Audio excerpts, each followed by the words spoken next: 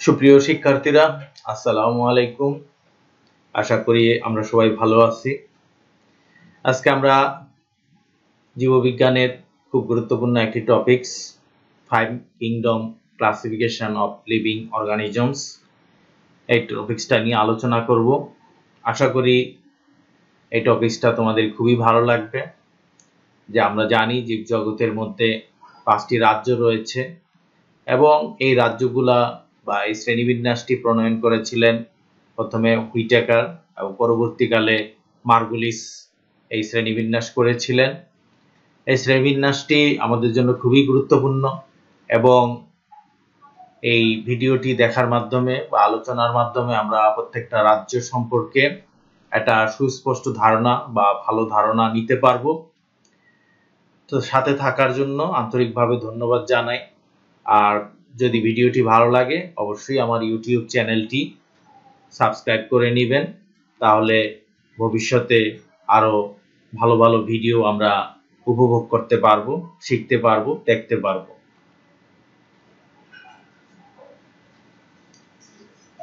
American biologist Robert H. Whittaker 1969 classified all living organisms into 5 kingdoms: Monera, Protista, Fungi, Plantae এবং Animalia। অর্থাৎ এই জীবজগতের বা living organisms বা living ওয়ার্ল্ডের প্রথম যে শ্রেণীবিন্যাসটি 5টা রাজ্যে ভাগ করেছিলেন তিনি ছিলেন Robert H Whitaker.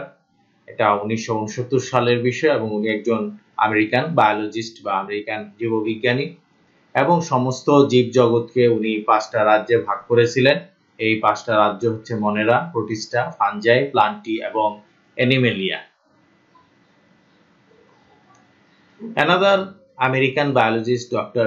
Lynn Margulis, 1974, grouped Whittaker's 5 kingdoms under 2 superkingdoms, Prokaryota and Eukaryota. Now this classification is known as modern classification of living organisms. আরেকজন American biologist doctor Lynn Margulis 1974 সালে হুইটেকার যে 5টি রাজ্যের কথা বলেছিলেন, যে আমরা যে 5টি রাজ্যের কথা ইতিমধ্যে বলেছি, যে মনেরা, প্রোটিস্টা, ফানজাই, প্লান্টি এবং অ্যানিমেলিয়া, এই 5টি রাজ্যকে উনি আবার 2টি সুপার কিংডম অর্থাৎ এর চেয়ে বড় কিংডমের চেয়ে বড় যে এককটা সেটাকে আমরা সুপার কিংডম বলে থাকি, সেই সুপার কিংডমে ভাগ করেছিলেন। 2টা সুপার কিংডম উনি তৈরি করেছিলেন, একটি ছিল প্রোক্যারিওটা যারা আদিকোষী আর একটা হচ্ছে প্রকৃতকোষী ইউক্যারিওটা। এই 2টা রাজ্যে ভাগ করেছিলেন।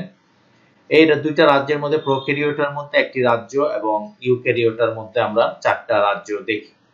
বর্তমানে এই ক্লাসিফিকেশন বা শ্রেণীবিন্যাসটি মার্গুলিসের এই শ্রেণীবিন্যাসটি modern classification of living organisms অর্থাৎ জীবিত জীবের জীবজগতের আধুনিক শ্রেণীবিন্যাস হিসাবে গণ্য হয়ে থাকে। লিভিং ওয়ার্ল্ডের এই শ্রেণীবিন্যাসটিকে আমরা এক নজরে এখানে দেখে নেই। যে লিভিং ওয়ার্ল্ড যেটা আছে সেটাকে 2টা সুপার কিংডমে ভাগ করা হয়েছে, একটা হচ্ছে প্রোক্যারিওটা আর একটা হচ্ছে ইউক্যারিওটা। প্রোক্যারিওটা যেটি সেটা আমরা বলেছি যে এরা আদিকোষী এবং তার মধ্যে একটাই রাজ্য আছে, সেটা হচ্ছে কিংডম মনেরা। মনেরা রাজ্যটি প্রোক্যারিওটার অন্তর্গত। সুপার কিংডম 2 হচ্ছে ইউক্যারিওটা। ইউক্যারিওটা যেটি আছে সেই ইউক্যারিওটার মধ্যে বাকি 4টি রাজ্য রয়েছে। তার মধ্যে প্রথম রাজ্যটি হচ্ছে প্রোটিস্টা অথবা প্রোটোক্টিস্টা বলা হয়ে থাকে, 2টা নামে এটা পরিচিত। নেক্সট কিংডম হচ্ছে ফানজাই, ছত্রাক জাতীয় যত উদ্ভিদ আছে তারা এর অন্তর্গত।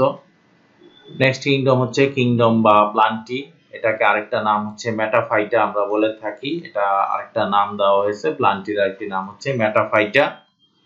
এটার মধ্যে 2টা গ্রেড রয়েছে, এটা হচ্ছে গ্রেড 1 ব্রায়োফাইটা এবং আরেকটা গ্রেড হচ্ছে ট্রাকিওফাইটা। সর্বশেষ যে কিংডম সেটি হচ্ছে অ্যানিমেলিয়া বা এটার আরেকটা নাম হচ্ছে মেটাজোয়া। বিকল্প কোনো নাম থাকলে সেটাও আমাদের মনে রাখার প্রয়োজন আছে, কারণ পরীক্ষা অনেক সময় দেখা যায় যে অ্যানিমেলিয়া শব্দটা ব্যবহার না করে মেটাজোয়া শব্দটা ব্যবহার করা হতে পারে, তখন যাতে আমরা এই কিংডমটা আইডেন্টিফাই করতে পারি বা বুঝতে পারি, সেই জন্য বিকল্প নাম থাকলে অবশ্যই সেটা আমাদের মনে রাখতে হবে। তো সুপার কিংডম 1 যেটা সেটা আমরা বলেছিলাম যে প্রোক্যারিওটা, সেই প্রোক্যারিওটা মানে হচ্ছে আদিকোষী প্রো মানে হচ্ছে আদি এবং ক্যারিও শব্দটা আসছে, ক্যারিয়ন শব্দটা আসছে নিউক্লিয়াস থেকে।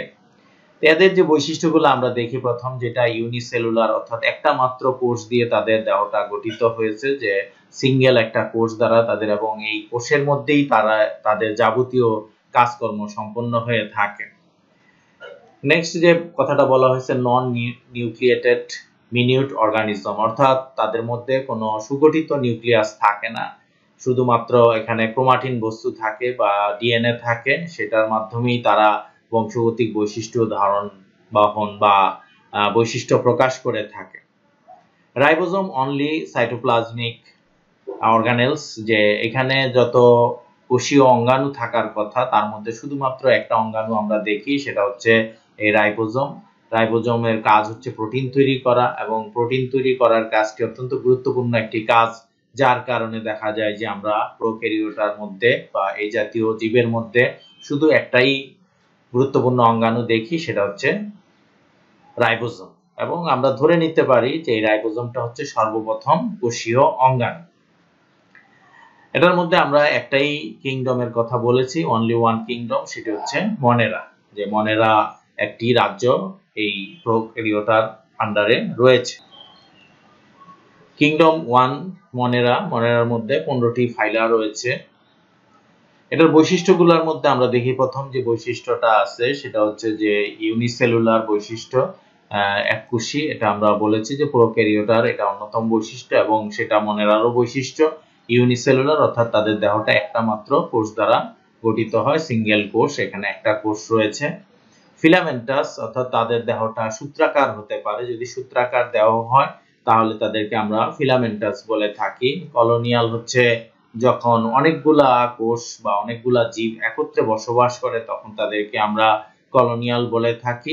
আর মাইসেলিয়াম, মাইসেলিয়াম অর্থ হচ্ছে এটাও সূত্রাকার বৈশিষ্ট্য, তবে মাইসেলিয়াম শব্দটা ব্যবহার করা হয় ছত্রাকের বা ছত্রাক জাতীয় জীবের ক্ষেত্রে, আর ফিলামেন্টাস শব্দটা ব্যবহার করা হয় শৈবাল জাতীয় বা যাদের ক্লোরোফিল আছে তাদেরকে আমরা ফিলামেন্টাস বলে থাকি। অর্থাৎ সূত্রাকার দেহের মধ্যে যদি ক্লোরোফিল থাকে তাহলে সেটা ফিলামেন্টাস হবে, আর যদি সেটা আর মধ্যে কোনো ক্লোরোফিল না থাকে তাহলে সেটাকে আমরা মাইসেলিয়াস ফর্ম বলে থাকি। অর্থাৎ দুইটাই এখানে সূত্রাকার বৈশিষ্ট্যের হয়ে থাকে। দুই হচ্ছে যে only chromatin materials contains DNA but no protein, অর্থাৎ তাদের যে নিউক্লিয়াস, সেই নিউক্লিয়াসটা আমরা বলেছি সুগঠিত নয়, এবং সেই নিউক্লিয়াসের মধ্যে শুধুমাত্র একটা উপাদানই আমরা এখানে দেখি, সেটা হচ্ছে ক্রোমাটিন ম্যাটেরিয়াল বলা হয়ে থাকে, এবং এর মধ্যে শুধুমাত্র ডিএনএ রয়েছে। সুগঠিত নিউক্লিয়াসের মধ্যে যে ক্রোমোজোমগুলা থাকে সেই ক্রোমোজোমের মধ্যে ডিএনএ, আরএনএ, প্রোটিন এগুলা থাকে, কিন্তু এইখানে আমরা দেখি যে এই মনেরা রাজ্যের যে জীবগুলো রয়েছে তাদের মধ্যে শুধুমাত্র ডিএনএ আমরা দেখতে পাই, বাকি যে প্রোটিন বা এই জাতীয় কোনো উপাদান এখানে নাই। Only ribosome as cytoplasmic organelle, যেটা আমরা অলরেডি বলেছি যে প্রোক্যারিওটা সুপার কিংডম যেটা রয়েছে তার মধ্যে যে মনেরা একই বৈশিষ্ট্য তাদের, যেহেতু তারা একই সুপার কিংডমের অন্তর্ভুক্ত, সেই জন্য তাদের মধ্যে আমরা একটাই সাইটোপ্লাজমিক অর্গানেল দেখি বা অঙ্গাণু দেখি, সেটা হচ্ছে রাইবোজোম, এবং সেই রাইবোজোমটা আমরা দেখি যে অন্যতম একটা আদি অঙ্গাণু হিসাবে গণ্য করতে পারি আমরা। Cell wall has polysaccharide and protein, অর্থাৎ এদের কোষ প্রাচীরের মধ্যে অন্যতম উপাদান হচ্ছে পলিস্যাকারাইড এবং প্রোটিন, এই দুইটা উপাদান দিয়ে তাদের কোষ প্রাচীর তৈরি হয়ে থাকে। 5 নাম্বার যে বৈশিষ্ট্যটা আমরা দেখি যে cell division amitotic or binary type, অর্থাৎ তাদের দেহ কোষগুলা যে আছে সেই কোষগুলা সরাসরি দুইটা কোষে বিভক্ত হয়ে যায়। এদের মাঝখানে যে মাইটোসিস কোষ বিভাজনের মধ্যে যেমন আমরা 5টা পর্যায় দেখি, প্রোফেজ, মেটাফেজ, অ্যানাফেজ, টেলোফেজ, এই ধরনের যে পর্যায়গুলো আমরা দেখি সেই পর্যায়গুলো এখানে মাইটোসিস কোষ বিভাজনে দেখা যায়, পাওয়া যায় না, এবং এগুলো সরাসরি এখানে দুইটা কোষে বিভাজিত হয়ে যায়। এই কারণে এই পদ্ধতিটাকে আমরা অ্যামাইটোসিস পদ্ধতি বলে থাকি, এবং অ্যামাইটোসিস শব্দ থেকে অ্যামাইটোটিক শব্দটা এখানে আসছে, অথবা এটাকে আমরা বাইনারি ফিশন পদ্ধতিও বলে থাকি। দুইটা শব্দই এই সেল ডিভিশনের ক্ষেত্রে প্রযোজ্য। Nutrition uptake mainly by absorption, অর্থাৎ তারা সাধারণত শোষণের মাধ্যমে, যে মাধ্যমে বসবাস করে, যেখানে বসবাস করে মাটিতে পানিতে যেখানে বসবাস করে সেখান থেকেই তারা সাধারণত পুষ্টি উপাদানগুলা শোষণ করে থাকে।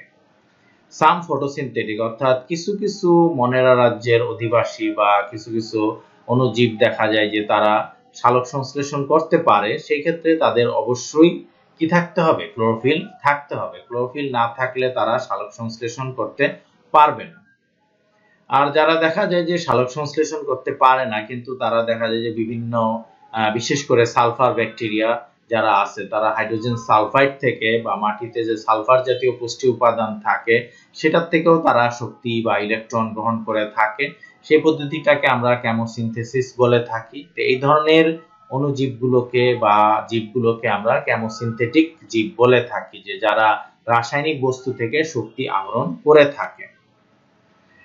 এই রাজ্যের ব্যাকটেরিয়া যারা অধিবাসী যারা রয়েছে তারা হচ্ছে ব্যাকটেরিয়া, মেম্বারসার ব্যাকটেরিয়া, সায়ানোব্যাকটেরিয়া, ক্লোরোপ্রোফাইটা, মিক্সোব্যাকটেরিয়া। এরা হচ্ছে মনেরা রাজ্যের অধিবাসী বা সদস্য।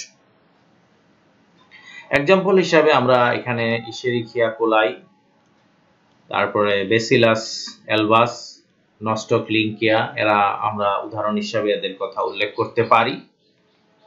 এখানে আমরা চিত্রের মধ্যে ইশেরিখিয়া কোলাই দেখতে পাচ্ছি, যে এটা হচ্ছে ইশেরিখিয়া কোলাই, এটা হচ্ছে বেসিলাস অ্যালবাস, এটা হচ্ছে নস্টক্লিংকিয়া। এরা সূত্রাকার এবং এদের সূত্রাকার দেহের মধ্যে অসংখ্য কোষ রয়েছে, কিন্তু এরা আমরা বলেছিলাম যে এককোষী। দ্যাট মিন্স যে তারা একটা কোষ যদি এখান থেকে আলাদা করা হয় তাহলে তারা জীবিত থাকতে পারে বা তাদের কার্যক্রম চালাতে পারে, কিন্তু তারা সাধারণত অনেকগুলা কোষ মিলে একটা সূত্রাকার দেহ তৈরি করে থাকে। এই জন্য এটা আমরা চিত্রের সাহায্যে চিত্রে যে বিষয়টা দেখি সেই বিষয়টা আমরা এখানে এভাবে ব্যাখ্যা করতে পারি। নেক্সট সুপার কিংডম হচ্ছে 2, যেটা সবচেয়ে বড় সুপার কিংডম। এটাকে আমরা বলে থাকি ইউক্যারিওটা। ইউ মানে হচ্ছে ট্রু বা প্রকৃত, আর ক্যারিওটা শব্দের অর্থ হচ্ছে নিউক্লিয়াস, অর্থাৎ যাদের প্রকৃত নিউক্লিয়াস থাকে। তো প্রকৃত নিউক্লিয়াস এবং বাকি 4টা রাজ্য এইটার অন্তর্গত, এবং এরা সাধারণত এরা এককোষীয় হতে পারে, ইউনিসেলুলার অর মাল্টিসেলুলার মানে বহুকোষী। যেমন আমরা যারা আছি, আমরা মানুষ, আমরা হচ্ছে মাল্টিসেলুলার বহুকোষী। ট্রু নিউক্লিয়াস, যেটার উপর ভিত্তি করে তাদের নামকরণ করা হয়েছিল, যে ট্রু নিউক্লিয়াস হচ্ছে যে তারা দেখা যায় যে তাদের নিউক্লিয়াসের মধ্যে অনেকগুলো উপাদান থাকবে, যে তাদের নিউক্লিয়ার মেমব্রেন থাকবে, তারপরে তাদের ক্রোমাটিন বস্তু থাকবে, সেই ক্রোমাটিন বস্তুর মধ্যে ডিএনএ থাকবে, আরএনএ থাকবে এগুলো। এবং এখানে যে তরল পদার্থটা থাকবে নিউক্লিয়ার মেমব্রেন দ্বারা, এখানে চিত্রের মধ্যে আমরা যেটা দেখতে পাচ্ছি এটাকে নিউক্লিওপ্লাজম বলা হবে। আরেকটা এখানে থাকে যে ছোট আরেকটা গোলাকার একটা বস্তু থাকে, যেটাকে আমরা নিউক্লিওলাস বলে থাকি। সেটাও ট্রু নিউক্লিয়াসের বা প্রকৃত নিউক্লিয়াসের একটা উপাদান। অর্থাৎ 4টা উপাদান, একটা ট্রু নিউক্লিয়াসের মধ্যে 4টা উপাদান থাকতে হবে। নিউক্লিয়ার মেমব্রেন থাকতে হবে, নিউক্লিয়ার ক্রোমোজোম থাকতে হবে, নিউক্লিওপ্লাজম থাকতে হবে এবং নিউক্লিওলাস। এই 4টা উপাদান যদি থাকে তাহলে সেটাকে আমরা ট্রু নিউক্লিয়াস বলে থাকি। কিংডম 2 বা প্রোটিস্টা, যে দ্বিতীয় যে রাজ্যটা, এটার মধ্যে 33 ফাইলে আমরা দেখি যে 33টা ফাইলে এর মধ্যে রয়েছে। এরা হচ্ছে প্রথম যে বৈশিষ্ট্যটা, এরা হচ্ছে ইউনিসেলুলার এককোষী হতে পারে অথবা মাল্টিসেলুলার বহুকোষী হতে পারে। সলিটারি অর্থাৎ তারা এককভাবে জীবন যাপন করতে পারে, তখন তাদেরকে আমরা সলিটারি বা একক বলে থাকি। অর কলোনিয়াল অর্থাৎ তারা অনেকগুলা কোষ একত্রে বসবাস করতে পারে, এবং তখন দেখা যায় যে অনেকগুলা কোষ মিলে তারা একটা বডির মতো তৈরি করে থাকে, তখন তাদেরকে আমরা, কিন্তু এইখান থেকে যদি কলোনির থেকে কোনো একটা কোষকে আলাদা করা হয় তাহলে দেখা যায় যে তারা জীবিকা নির্বাহ করতে পারে বা বেঁচে থাকতে পারে। এই জন্য তাদেরকে কলোনিয়াল বলা হয়েছে, যে কলোনিয়াল মানে হচ্ছে অনেকগুলা জীবের সমাবেশ। ফিলামেন্টাস, আমরা ইতিমধ্যে বলেছি যে ফিলামেন্টাস হচ্ছে সূত্রাকার। সাধারণত শৈবালের বেলায় শৈবাল যারা ক্লোরোফিল বিশিষ্ট সূত্রাকার দেহ তৈরি করে তাদেরকে আমরা ফিলামেন্টাস বলে থাকি। Chromatin materials with nuclear envelope, অর্থাৎ ক্রোমাটিন বস্তুগুলা নিউক্লিয়ার এনভেলপ দ্বারা বেষ্টিত থাকে। এটা আমরা অলরেডি বলেছি যে প্রকৃত নিউক্লিয়াসের এটা একটা গুরুত্বপূর্ণ উপাদান হচ্ছে নিউক্লিয়ার এনভেলপ বা নিউক্লিয়ার ঝিল্লি। Chromatin materials has DNA, RNA and protein. যে ক্রোমাটিন বস্তুর মধ্যে তিনটা উপাদান থাকতে পারে, এটা হচ্ছে ডিএনএ, মেইনলি হচ্ছে ডিএনএ। যে ক্রোমাটিন বস্তুর মেইন উপাদানটা হচ্ছে ডিএনএ এবং এর সাথে কিছু আরএনএ এবং প্রোটিন থাকবে এবং এগুলো থেকে সম্পূর্ণ একটা ক্রোমাটিন ম্যাটেরিয়াল তৈরি করবে। সাইটোপ্লাজমিক অর্গানেলস প্রেজেন্ট, অর্থাৎ এর মধ্যে বিভিন্ন ধরনের সাইটোপ্লাজমিক অঙ্গাণু থাকবে, mitochondria, plastid, Golgi body, endoplasmic reticulum, যত ধরনের সাইটোপ্লাজমিক অর্গানেল থাকা সম্ভব সবই এই সব কোষের মধ্যে পাওয়া যাবে, এদের কোষের মধ্যে পাওয়া যাবে। মোস্টলি অ্যাকুয়াটিক, অর্থাৎ এই প্রোটিস্টা রাজ্যের বা প্রোটোটিস্টা রাজ্যের যে সদস্যরা এরা সাধারণত শৈবাল জাতীয় এবং এরা বেশিরভাগ ক্ষেত্রেই পানিতে বসবাস করে। অল্প কিছু ব্যতিক্রম আমরা দেখি যে যারা গাছের উপরে বা মাটির উপরে বসবাস করতে পারে। Nutrition by absorption or photosynthesis, mainly হচ্ছে ফটোসিনথেসিস। যেহেতু এদের ক্লোরোফিল আছে সেই জন্য তারা সালোক সংশ্লেষণ করতে পারে। কিছু কিছু ব্যতিক্রম আছে যারা সাধারণত পরজীবী হিসাবে, পরজীবী শৈবাল হিসাবে বেঁচে থাকে। কিছু গাছ দেখা যায় যেমন চা পাতা বা এই ধরনের কিছু গাছের উপরে কিছু শৈবাল জন্মায়, তারা অ্যাবজর্পশনের মাধ্যমে পুষ্টি গ্রহণ করতে পারে, কিন্তু তাদের মেইন পদ্ধতিটা হচ্ছে ফটোসিনথেসিস বা সালোক সংশ্লেষণ। অর্থাৎ তারা সূর্যের আলোকে ব্যবহার করে, ক্লোরোফিলের সাহায্যে সূর্যের আলো ব্যবহার করে তারা গ্লুকোজ তৈরি করে থাকে এবং এটাই হচ্ছে তাদের প্রধান খাদ্য উপাদান। Asexual reproduction by mitotic division, অর্থাৎ মাইটোসিস পদ্ধতির মাধ্যমে তারা বিভাজন করে থাকে এবং এটা হচ্ছে এসেক্সুয়াল। অর্থাৎ এসেক্সুয়াল হচ্ছে যেখানে আমরা কোনো গ্যামেট ব্যবহার হতে দেখি না, যে পুং গ্যামেট, স্ত্রী গ্যামেট এরা যদি অংশগ্রহণ না করে তাহলে সেটাকে আমরা এসেক্সুয়াল বা অযৌন পদ্ধতি বলে থাকি এবং সেটা হচ্ছে মাইটোসিসের মাধ্যমে। এবং মাইটোসিস মেইনলি হচ্ছে কোষ বিভাজন পদ্ধতি এবং যেখানে পাঁচটা ধাপ থাকে, prophase, prometaphase, metaphase, anaphase, telophase. এই ধাপগুলা থাকে, তাদেরকে আমরা মাইটোসিস পদ্ধতি বলে থাকি এবং এটা মূলত কোষ বিভাজন পদ্ধতি। এখানে দেখা যায় যে এই পদ্ধতিতেই তারা সংখ্যা বৃদ্ধি করে থাকে। এই যে মাইটোসিসের মাধ্যমে সংখ্যা বৃদ্ধি করে থাকে এই জন্য এটাকে আমরা, বা বংশবৃদ্ধি করে থাকে এই জন্য এটাকে আমরা এসেক্সুয়াল রিপ্রোডাকশন বলে থাকি।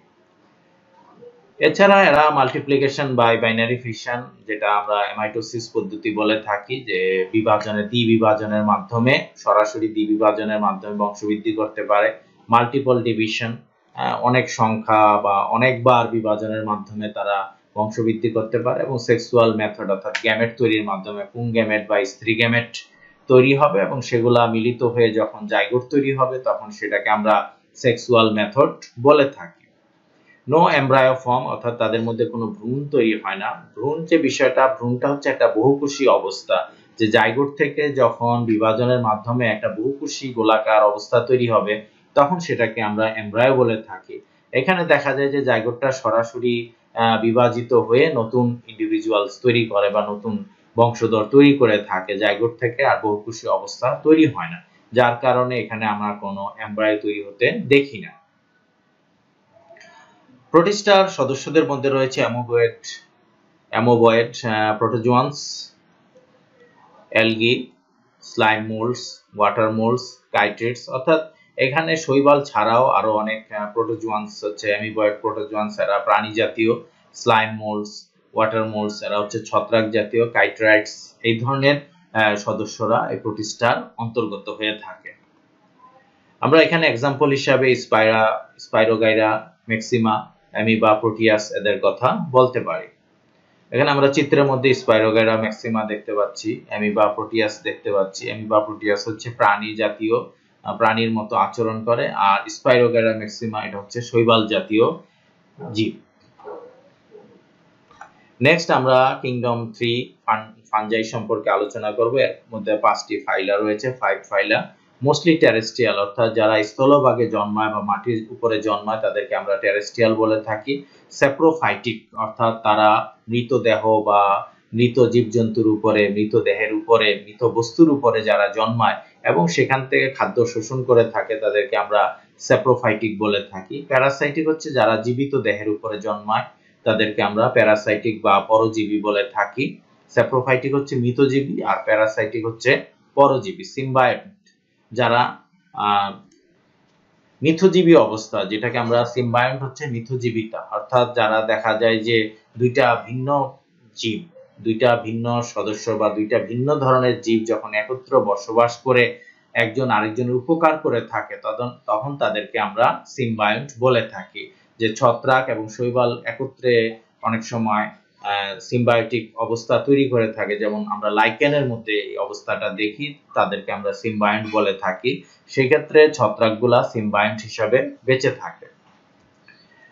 এরা ইউনিসেলুলার হতে পারে। ইউনিসেলুলার এককোষী অবস্থাটাকে আমরা হাইফি বলে থাকি, এবং এটা মাল্টিসেলুলার অনেকগুলো হাইফি মিলে বহুকোষী একটা অবস্থা তৈরি করে থাকে, তখন সেটাকে আমরা মাইসেলিয়াম বলে থাকি। এগুলো সবই হচ্ছে সূত্রাকার বডি তৈরি করে থাকে। হাইফিটাও সূত্রাকার দেখা যায়, আর মাইসেলিয়ামটা অনেকগুলা সূত্রাকার অংশ মিলে মাইসেলিয়াম, অনেকগুলা হাইফি মিলে এটা মাইসেলিয়াম তৈরি হয়ে থাকে। অর্থাৎ হাইফিটা হচ্ছে এককোষী আর মাইসেলিয়ামটা হচ্ছে বহুকোষী। নিউট্রিশন বাই অ্যাবজর্পশন, অর্থাৎ তারা শোষণের মাধ্যমে, যেখানে যে মাধ্যমে তারা বসবাস করে সেখান থেকে তারা খাদ্য শোষণ করে থাকে। নট ফটোসিনথেটিক, অর্থাৎ তারা সালোক সংশ্লেষণ করতে পারে না, কারণ তাদের মধ্যে কি থাকে না, ক্লোরোফিল থাকে না। কাইটিন মেড সেল ওয়াল, অর্থাৎ তাদের কোষ প্রাচীরের একটা গুরুত্বপূর্ণ উপাদান হচ্ছে কাইটিন। এটা অন্য কোনো রাজ্যের মধ্যে বা অন্য কোনো রাজ্যের জীবের মধ্যে আমরা এই উপাদানটা দেখি না। রিপ্রোডাকশন বাই হ্যাপ্লয়েড স্পোর, অর্থাৎ তারা হ্যাপ্লয়েড স্পোর তৈরির মাধ্যমে, এখানে দেখা যায় যে তারা অসংখ্য স্পোর তৈরি করে থাকে। স্পোরগুলো হচ্ছে হ্যাপ্লয়েড। হ্যাপ্লয়েড মানে হচ্ছে যাদের মধ্যে এক প্রস্থ ক্রোমোজোম থাকে, এক সেট ক্রোমোজোম থাকে, তাদেরকে আমরা হ্যাপ্লয়েড বলে থাকি। মাইটোসিস ইজ ওকার্ড ইন জাইগোট, অর্থাৎ তাদের কোষ বিভাজনের মধ্যে তাদের যে মাইটোসিসটা হয় কোথায়, জাইগোটের মধ্যে। অর্থাৎ জাইগোটটা তৈরি হয় শুক্রাণু এবং ডিম্বাণু মিলিত হয়ে জাইগোট তৈরি হবে, এবং তখন সেটা ডিপ্লয়েড হবে। সেই ডিপ্লয়েডের মধ্যে দেখা যায় যে তাদের মাইটোসিস হয়ে থাকে।